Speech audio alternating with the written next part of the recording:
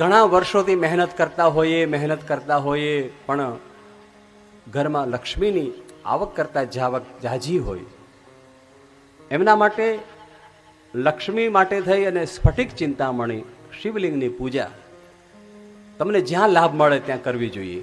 કોઈ પણ જગ્યાએ તમને સ્ફટિક ચિંતામણી શિવલિંગ દેખાઈ જાય, મળી જાય, ગામમાં હોય, કોઈના ઘરે હોય, એકાદ દિવસ પોતાના ઘરે મૂકીને અથવા પોતાના ઘરે લાવીને પણ તમે કરી શકો. જ્યારે આપણે આ સ્ફટિક ચિંતામણી શિવલિંગ આપીએ છીએ ત્યારે ઘણા લોકો ટીવીના માધ્યમથી જોતા હોય, એ લોકોને પૂરી વાતની ખબર ન હોય એટલે ફોન કરીને પૂછે, બાપુ સ્ફટિક આ શિવલિંગ તમે કેટલામાં આપો છો?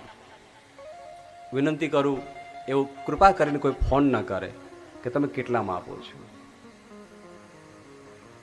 કારણ પેલું, કથાની અંદર કોઈ વસ્તુ ભેટમાં અપાય, પ્રસાદીમાં અપાય, અને આમ પણ શિવપુરાણમાં અને શાસ્ત્રોમાં કીધું છે કે અમુક વસ્તુ ખરીદાય નહીં. હું હંમેશા કહેતો આવ્યો, અમુક વસ્તુ ખરીદાય નહીં, ધ્યાન રાખો. બજારમાં વેચાતી મળતી જ નથી આ વસ્તુ, અને મળે તો પણ લેવાય નહીં, ન ખરીદાય. કઈ કઈ વસ્તુ?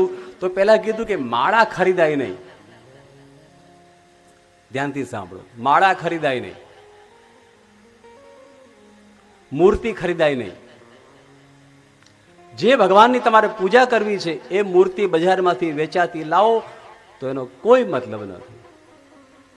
મૂર્તિ ખરીદાય નહીં, વેચાતી ન લેવાય. માળા ખરીદાય નહીં, મૂર્તિ ખરીદાય નહીં, મંત્ર ખરીદાય નહીં. મંત્ર ક્યારે ખરીદીને વેચાતો ના મળે.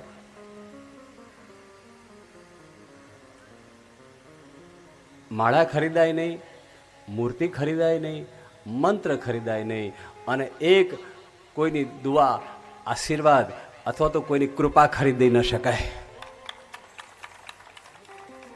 કોઈની આશીર્વાદ કોઈને વેચાતા મળે? એ તો એની સેવા કરો, અને સેવા કરતા કરતા એનું હૃદય પ્રસન્ન થઈ જાય, અને સેવા કરે એનું હૃદય પ્રસન્ન, આમાંથી આહ નીકળે. શું નીકળે?